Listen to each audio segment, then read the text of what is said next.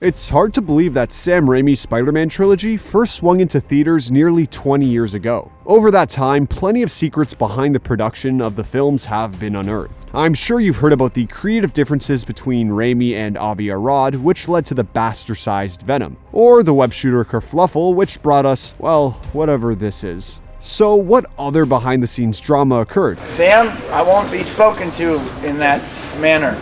You talking back to me? How were some of our favorite villains brought to life? Let's get to it. Up and away, Whip! So Sony really watched Darkman and decided, yep, Sam Raimi is the perfect director for Spider-Man. Odd choice, but okay. Sam was one of many attached to the troubled production, which actually started its journey way back in the mid-80s. Canon Films had the rights to the Wallcrawler, and they were given 5 years to produce a movie or lose the rights. Radically shifting the source material, they would have gone with a much more horrifying route, literally adapting the Spider-Man title. To direct the Man-Spider film would be Tobe Hooper, the guy that at the time was directing Texas Chainsaw Massacre 2. I'd have a joke here about that choice, but Sam Raimi did the Evil Dead films and hit Spider-Man out of the park, so maybe they were just ahead of the curve with that one.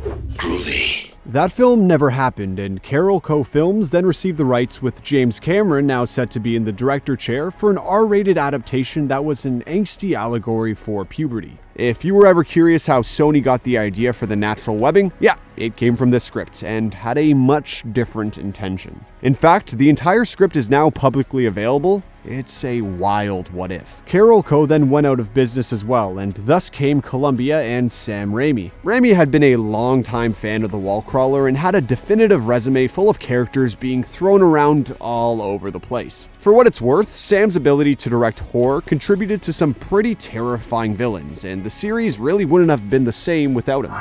Just like the troubled production history, the choice of who was to be under the red mask took a while to get just right. For the longest time during the Cameron adaptation, it was actually Leonardo DiCaprio who was in consideration for the role, but parted ways when the project fell through. Sony had plenty of actors in mind for who they wanted. James Franco, Heath Ledger, and Freddie Prinze Jr. all caught the studio's eye, but Sam Raimi had someone else in mind. After watching The Cider House Rules, Sam knew that Tobey Maguire just was Peter Parker. Considering all this was happening hot off the heels of the Schumacher Batman flicks, it wasn't an easy yes for Tobey. I can't.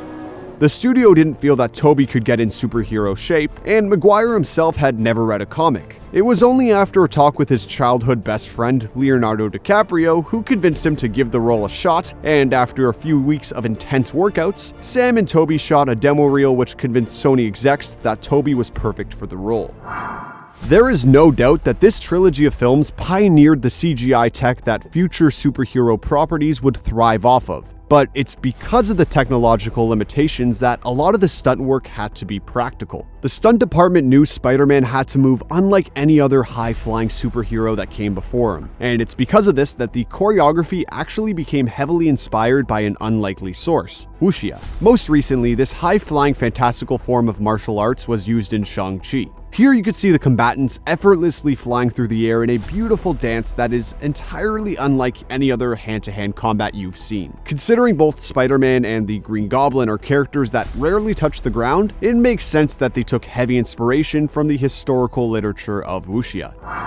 Spider-Man features an impressive rogues gallery that Raimi clearly had a blast adapting, for the most part. I like being bad. It makes me happy. The Green Goblin was a shoo-in for the first film. Not only is he both Peter Parker and Spider-Man's mortal enemy, but the character himself is reminiscent of the demonic creatures of Sam Raimi's directing past. Seriously, that entire nightmare sequence kept me up so many nights.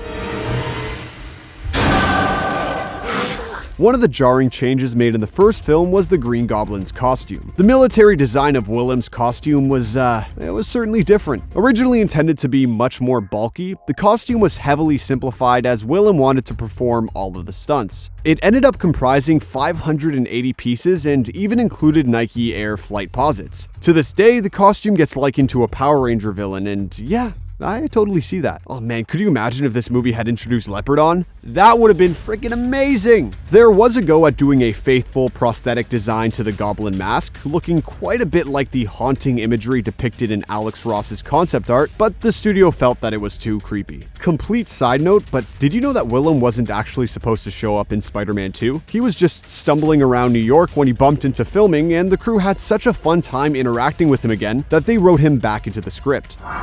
While the 2002 Spider-Man faced a lot of production hurdles, the biggest head-scratcher for the sequel was how they could faithfully depict Doc Ock. While the technology was there to make the tentacles CG, Sam Raimi wanted each arm to be a realistic nightmare that would tangibly terrify audiences while also fully interacting with the world around them. The production crew even considered the arms to be their own character, with each having their own name. It's because of this that Tony Stark had to create the arms for real. I'm only half joking there. Originally, Stark Industries was name dropped as the creators of the tentacles, but it had to be taken away due to legal reasons. Edge Effects was the real company that created the arms. In the end, they were 13 feet long and weighed a total of 60 pounds altogether. Each arm was puppeteered, and to have it look like Alfred Molina was using the tentacles to walk, he was suspended up to 20 feet in the air. The crew absolutely loved the arms and tried to include them in as much physical shots as possible, with the only time they were CGI was when it was entirely necessary for the stunt. I'm definitely not the first to state that the villains in Spider-Man 3 were a letdown. The new Goblin took years of development, only to get mind-wiped in the first scene.